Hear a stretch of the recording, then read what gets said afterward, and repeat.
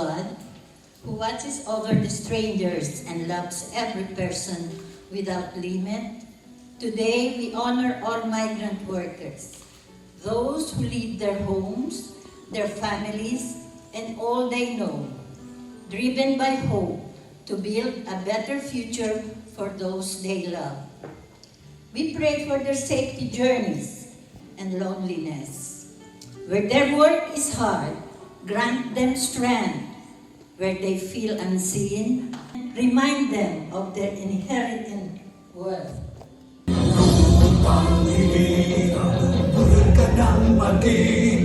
Sa manlulupi, di ka pasisingin. Sa lahat ng sa simoy at sa langit mong lugar, may ilan ang tula at awit sa pagkalinamahal. Ang islang ng watawat tuwitan, may nagdidingding. Ang bituin at araw na kailan pa may magdidingding. Tumanang araw ng walang pagsinta, tumayan natin sa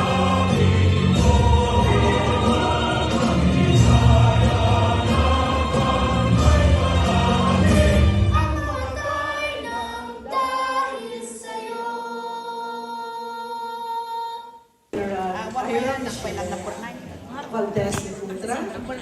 Their trainers, hindi ko na po kayo isa-isahin. Colleagues, of course, graduates, guests, ladies and gentlemen, magandang umaga po sa ating lahat. This month, we proudly celebrate the 31st Migrant Workers' Day. This is a fitting tribute to our hard-working overseas Filipino workers, whose dedication, resilience, and sacrifice continue to uplift their families and our nation.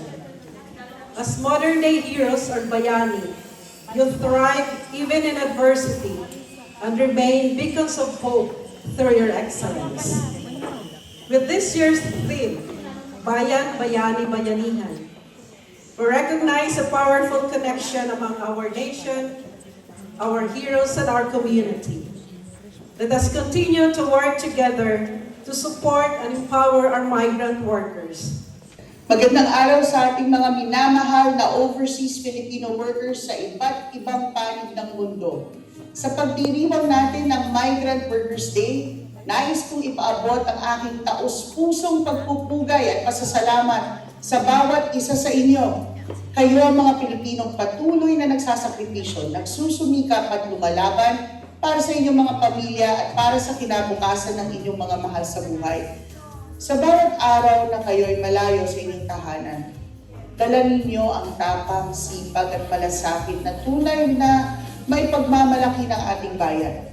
Hindi man naging madali ang inyong paglalakbay bilang mga manggagawang Pilipino sa ibang bansa, patuloy ninyong pinapatunayan na ang puso ng Pilipino ay matatag, mapagmahal, at handang magsakripisyo alang-alang sa pamilya. Sa OWA, nananatili kaming katuwang ninyo sa bawat yugto ng inyong paglalakbay, mula sa inyong pag-alis, pananatili sa ibang bansa upang magtrabaho, hanggang sa inyong ligtas na pagbabalik sa Pilipinas.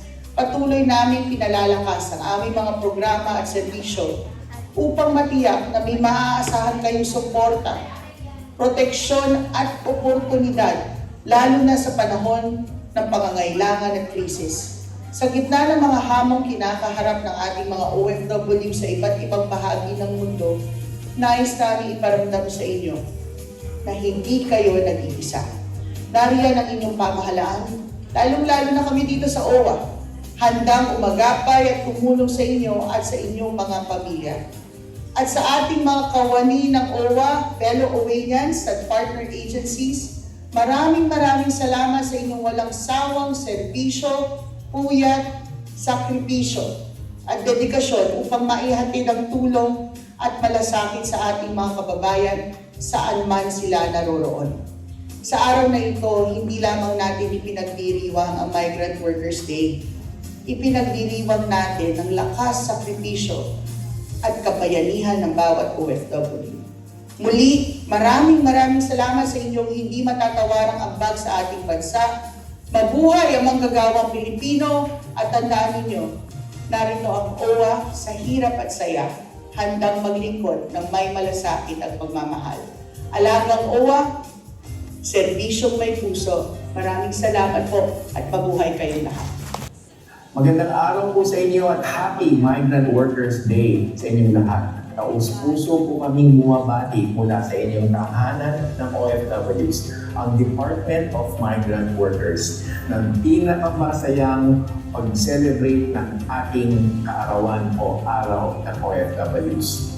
Sa espesyal na araw na ito, binibigyan natin ng pagpupugay at parangal ang ating mga overseas Filipino workers na patuloy na nagsisikap at nagsasakripisyo para sa kanilang mga pamilya at sa ating mahal na bayang Pilipinas sa bagong Pilipinas. Sa bawat OFW, nais namin ipaabot ang aming taos-pusong pasasalamat po sa inyo. Kayo ay bukod tanging simbolo ng sipag, tapang at malasakit ng lahing Pilipino. Hindi natin matatawaran ang inyong ambag sa ating bansa at sa kalabukasan ng inyong mga pamilya. Nananatiling matatag ang aming pangako na maging kapagapay po ninyo sa pagsusulong ng ligtas, makatarungan at makataong paggawa para sa lahat ng migranteng manggagawang Pilipino. Naninindigan po kami sa BMW na itataguyod at ipagtatanggol namin ang inyong mga karapatan, dignidad at kapakanan. Mabuhay kayo po ang ating mga mahal na OFWs at OFW families. Maligayang National Migrant Workers Day sa inyong lahat. So good morning, everyone. The ambassador sends his regrets as he's unable to attend today's very special event. However, he also has another event at the same time, so you have to settle for me. So I'm gonna read the message that he prepared especially for this occasion.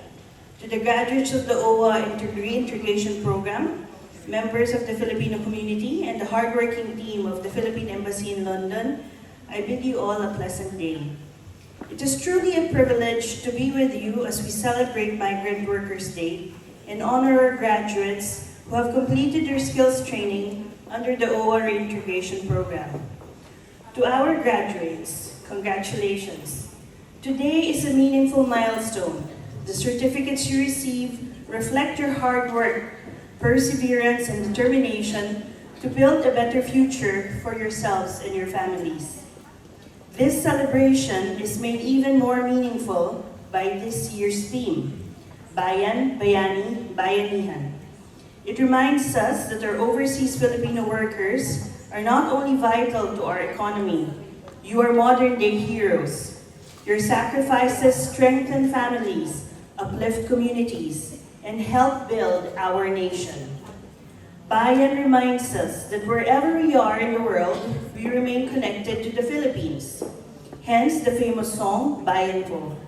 Through your work and sacrifices, you continue to contribute to our country's progress, and programs like OWA Reintegration help open doors to new opportunities. Bayani honors the courage and resilience of our OFWs. Our graduates embody that same spirit, choosing to invest in new skills and prepare for brighter possibilities. Meanwhile, Bayanihan speaks to the unity that makes efforts like this possible. When government agencies, trainers, community partners, and migrant workers come together, we create opportunities that empower individuals and strengthen whole communities. At the heart of this work are the values of Kalinga, Kaalaman at Kabuhayan. Kalinga is the care and support extended to our overseas Filipino workers through the Philippine Embassy, MWO, and OWA, ensuring your welfare and helping you move forward with confidence.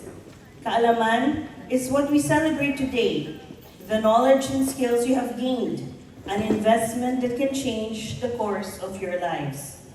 Kabuhayan is what those skills can lead to, better employment, new enterprises, and sustainable livelihoods, greater security for you and for your families. So today is not simply the end of a training program. It is a step toward empowerment, proof that you are ready to seize new opportunities and turn learning into meaningful progress. Through Kaalaman, you build kabuhayan. Through Kalinga, you receive support. And through Bayanihan, you are never alone on this journey. My sincere thanks to our trainers for sharing your expertise and guiding our graduates. Your dedication truly reflects the spirit of Bayanihan. To the officers and staff of MWO OWA London, thank you for your steadfast commitment to creating programs that uplift and empower our overseas Filipinos. So kitang-kita po natin na miski weekend po, ang ating mga kasama sa MWOA, lagi pong kasama kayo sa training, pati po pang may mga emergency, sure na tayo na pag linapitan sila may action. So palakpakan po natin sila.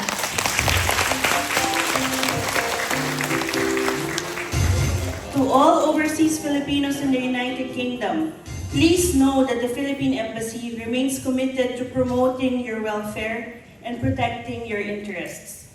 Your resilience and achievements continue to inspire us. As we commemorate Migrant Workers' Day, let us renew our commitment to bayanihan by continuing to support our overseas Filipinos through Kalinga, Kaalaman, at Kabuhayan, and by working together for a brighter future for all. To our graduates, congratulations once again. May the knowledge and skills you have gained open more doors, bring new opportunities, and help you continue making a positive impact on your families, communities, and our nation. Happy Migrant Workers Day! Mabuhay ang ating mga OFW at mabuhay ang Pilipinas! Saan ka ba naroon ngayon? Saan dito pa oo babalik na rin at babalik ka rin. Ano mang layo ang narating, Singapore, Australia, Europe o Amerika, babalik at babalik ka rin. Kay tagaw ng mawala at babalik ka rin, babalik ka rin. Kay tagaw mo ng mawala at babalik ka rin. Consul General Ira Valdez Icutra, Philippine Embassy London personnel, our labor attaché, Attorney Maria Nina German, OWA OIC, Ms. Mar Johnson, ladies and gentlemen, fellow graduates, magandang umaga. My name is Filomena Estumago, and I am an accountant by profession. My first experience with OWA came through my affiliation with Empowerment Learning Group, or better known as ELG. Thank you, Tita Lenka. Back in 2022, I was lucky enough to be able to join a photography course, which taught me the basics of working with a digital single lens reflex camera. I enjoyed this immensely. Aside from that enjoyable course, I have also attended a financial workshop on financial literacy, where we were taught the importance of investing and savings and how to make money work for us in today's world. Today, I am graduating from the short course of catering and catering services, which included table skirting, table setting, flower arranging, and napkin folding. I enjoy the creative freedom of arranging the table setting with my teammates, and of course with the supervision of our tutor, Mr. Elms Valdez. And I hope to soon be able to implement these new skills in my personal and professional life. Graduate Section 2026.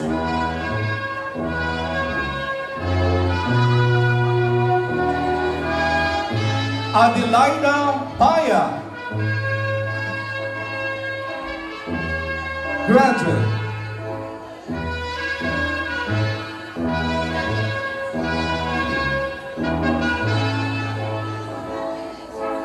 Alona Barton, graduate.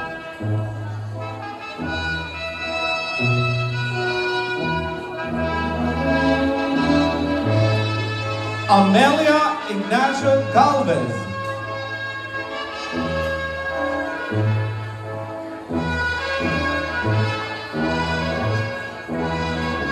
Analu Antipuesto. Leia Villanueva.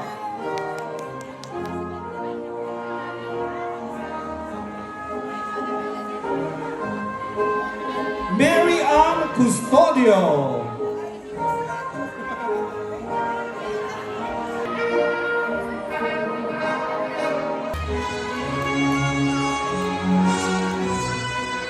Agnes Lumbang.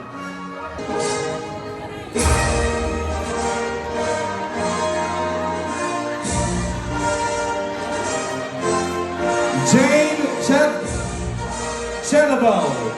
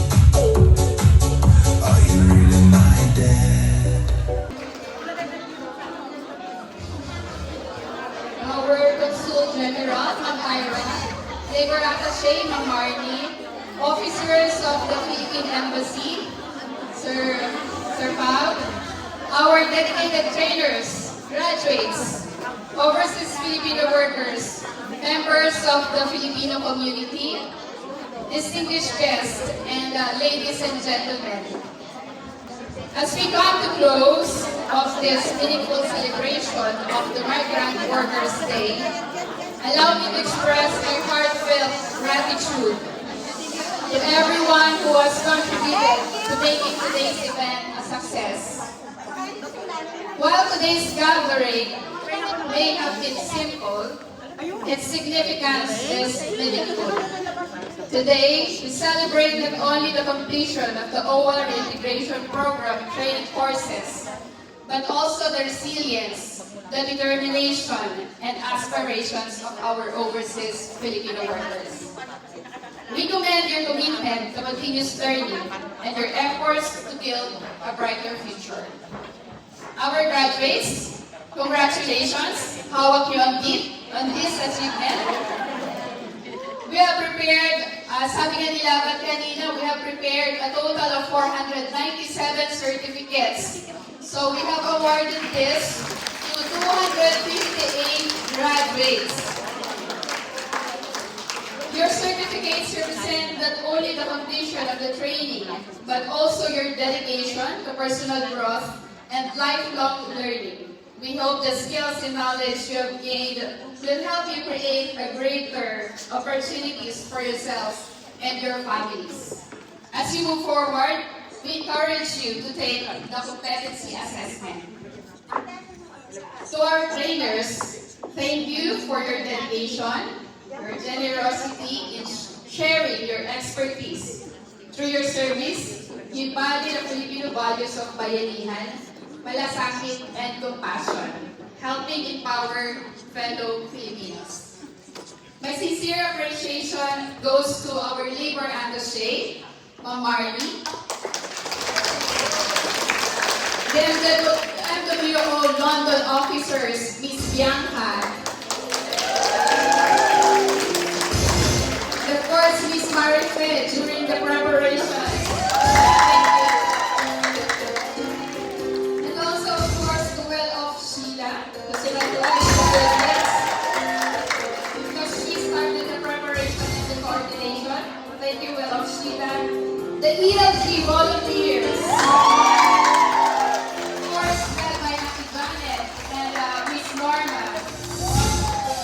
The Filipino communities. Tita Adele, thank you. Mami Jean, thank you. The caterer, thank you. Sir Tito for the coffee, ang ating barista trainer. KJ Rich, thank you. Photographer, Sir Chris, thank you. The decorators, maraming salamat po. The performers, and everyone who worked behind the scene to make today's event a success. If I missed anyone, please know that your contributions are greatly appreciated. Maraming salamat po sa inyong lahat. And as we leave today, may we carry with us a renewed sense of purpose and hope. To all our OFWs, thank you for your sacrifices, your hard work, and your contributions. You continue to be a source of pride and inspiration to your families, communities, and, of course, to our nation. Happy 31st Migrant Workers Day, everyone. Maraming salamat po. Lalaki ng pakinggan, isang pag-ibig, ang ibarang lansa, dapat lang nawa sa